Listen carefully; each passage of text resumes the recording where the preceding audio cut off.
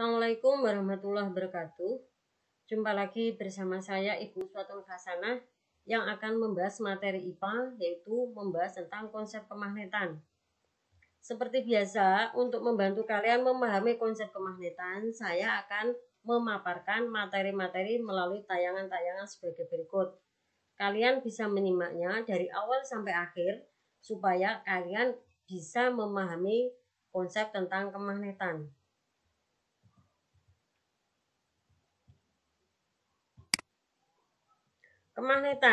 Kemagnetan merupakan salah satu bab yang ada di kelas 9 semester genap. Pada bab kemagnetan itu ada kompetensi dasar. Yang pertama yaitu adalah menerapkan konsep kemagnetan, induksi elektromagnet, dan pemanfaatan medan magnet dalam kehidupan sehari-hari, termasuk pergerakan atau navigasi hewan.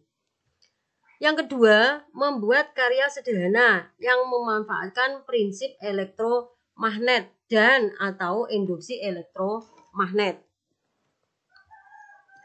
Adapun tujuan pembelajaran pada materi ini adalah 1. Mengetahui sejarah magnet. Yang kedua, memahami kutub-kutub magnet. Yang ketiga, membedakan benda magnet dan benda bukan magnet. Dan yang keempat adalah bagaimana cara membuat magnet. Di sini saya juga membuat peta konsep yang membantu kalian dalam mempelajari konsep kemagnetan. Yang pertama dimulai dari sejarah magnet, kemudian magnet yang mempelajari tentang kutub magnet dan bahan magnet.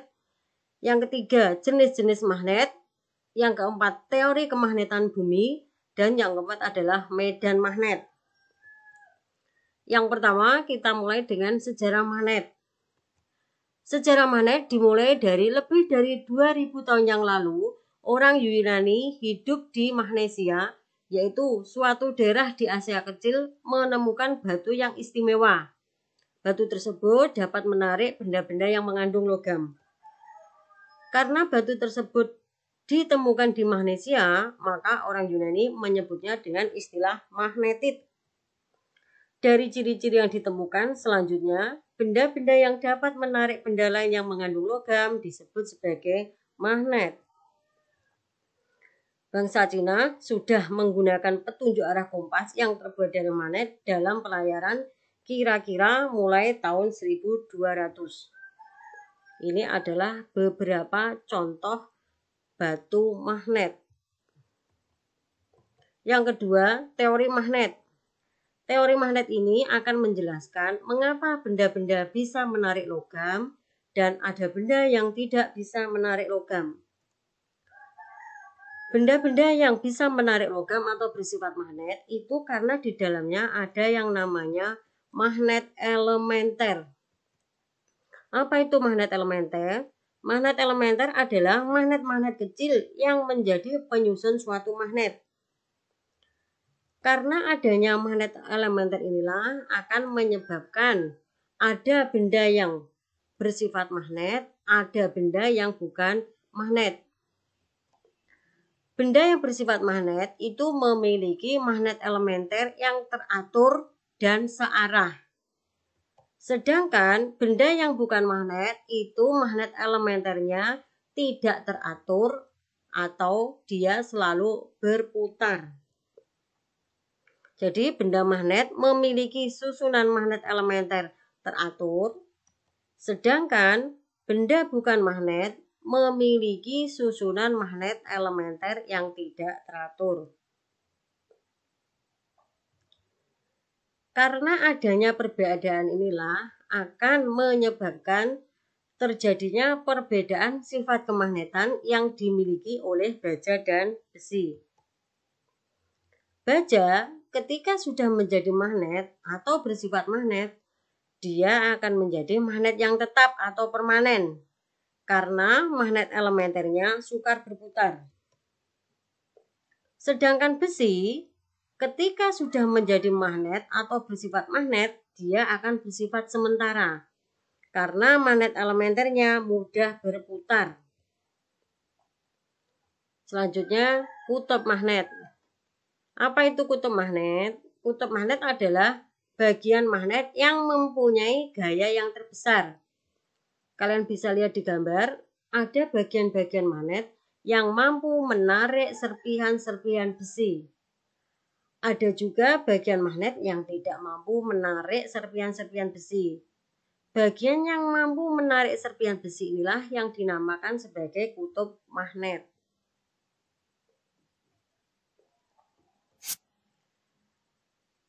Kutub magnet itu ada dua, yaitu kutub utara dan kutub selatan. Kutub utara merupakan magnet yang menghadap ke utara ketika magnet dapat bergerak bebas.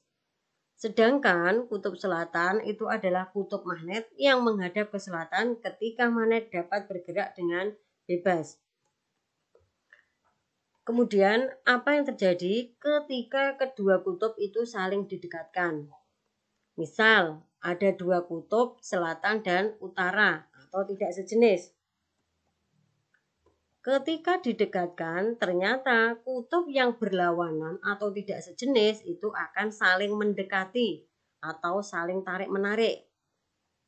Jadi, kutub yang tidak sejenis bila didekatkan saling tarik-menarik. Kemudian, ada dua kutub yang sama, yaitu utara dengan utara. Ternyata ketika didekatkan, kedua kutub yang sama atau sejenis itu saling menjauhi. Jadi kutub yang sejenis bila didekatkan akan saling tolak-menolak. Benda-benda magnet. Berdasarkan sifat kemagnetannya, benda dibedakan menjadi dua, yaitu benda magnetik dan benda non-magnetik. Benda magnetik adalah benda-benda yang dapat ditarik oleh magnet. Contohnya besi, baja, nikel. Sedangkan benda non-magnetik adalah benda-benda yang tidak dapat ditarik oleh magnet. Contohnya di sini adalah ada kertas, ada besi, ada baja. Di sini kertas tidak dapat ditarik oleh magnet, sedangkan besi dan baja bisa ditarik oleh magnet. Berdasarkan gaya tariknya terhadap magnet, jenis benda dibedakan menjadi 3 macam, yaitu benda feromagnetik, benda paramagnetik, dan benda diamagnetik. Benda feromagnetik merupakan benda-benda yang dapat ditarik oleh magnet dengan gaya yang kuat. Benda paramagnetik adalah benda-benda yang dapat ditarik oleh magnet tapi dengan gaya yang lemah. Sedangkan benda diamagnetik adalah benda-benda yang ditolak oleh magnet. Cara membuat magnet. Kita dapat membuat logam berubah menjadi magnet. Bagaimanakah caranya? Yang pertama adalah dengan cara menggosok. Misal kita di sini punya logam, dia belum menjadi magnet. Kita bisa membuat logam tersebut berubah menjadi magnet, yaitu dengan cara digosok. Dalam penggosokannya harus berulang-ulang dan dengan arah yang sama atau searah. Ketika sudah digosok, maka benda tersebut berubah menjadi magnet. Kalau sudah menjadi magnet, maka logam tersebut akan memiliki kutub. Bagaimana cara menentukan kutub-kutubnya? Cara menentukan kutubnya yaitu adalah ujung yang lepas dari penggosokan membentuk kutub yang berlawanan dengan kutub yang digunakan untuk menggosok, atau kutub terakhir yang digosok berlawanan dengan kutub yang digunakan untuk menggosok. Ini ya, cara menggosokkannya harus berulang-ulang dengan cara atau arah yang sama. Yang kedua, dengan menggunakan arus listrik atau disebut juga dengan elektromagnet. Untuk membuat magnet dengan cara elektromagnet memerlukan beberapa peralatan, yaitu adalah baterai sebagai sumber arus, kumparan berinti besi, dan sebagai bahan yang bisa ditarik itu adalah penjepit kertas. Kumparan yang berinti besi dihubungkan dengan sumber arus, kemudian didekatkan dengan benda magnetik. Ketika didekatkan dengan didekatkan dan dihubungkan dengan sumber arus listrik, maka benda magnetik akan menempel pada kumparan. Sedangkan bila arus listrik diputus, maka benda magnetik tersebut akan lepas. Nah, bagaimana cara menentukan kutub magnet? Yang dibuat dengan cara elektromagnet.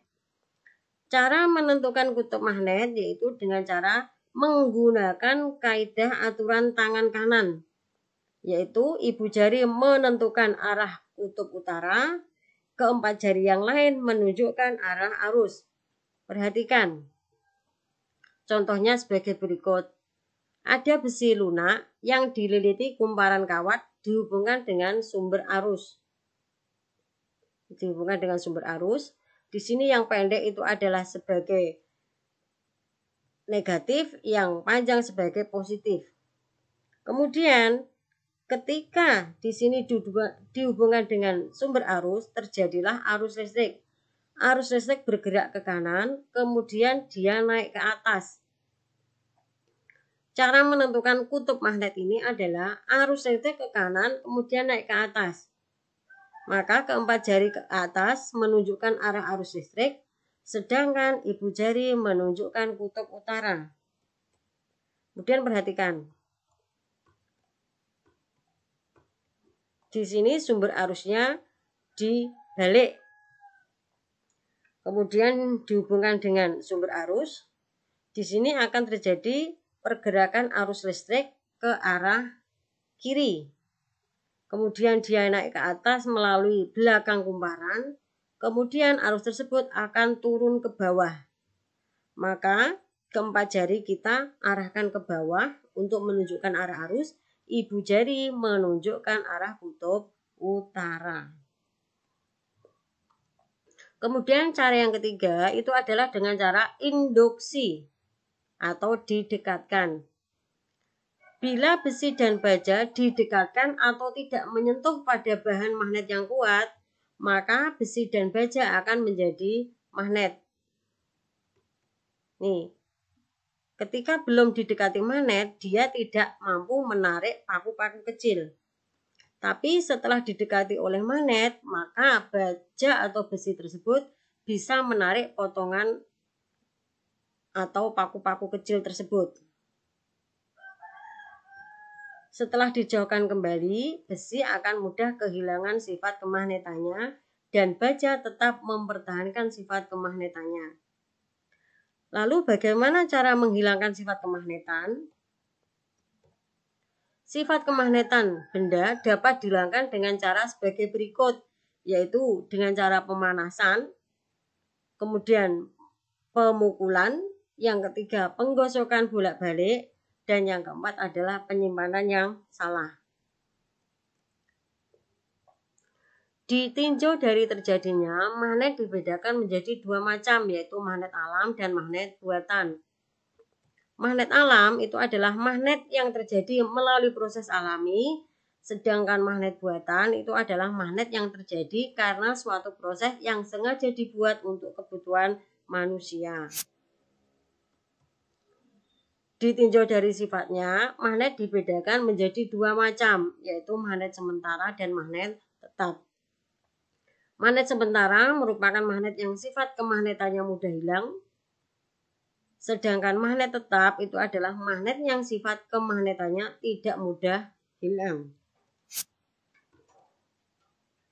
Ditinjau dari bentuknya, magnet dibagi menjadi 4 macam, yaitu magnet batang, kemudian magnet jarum yang biasanya digunakan untuk membuat kompas, magnet ladam biasanya digunakan untuk tapal kuda atau sepatu kuda, dan magnet silinder yang digunakan pada pembuatan dinamo.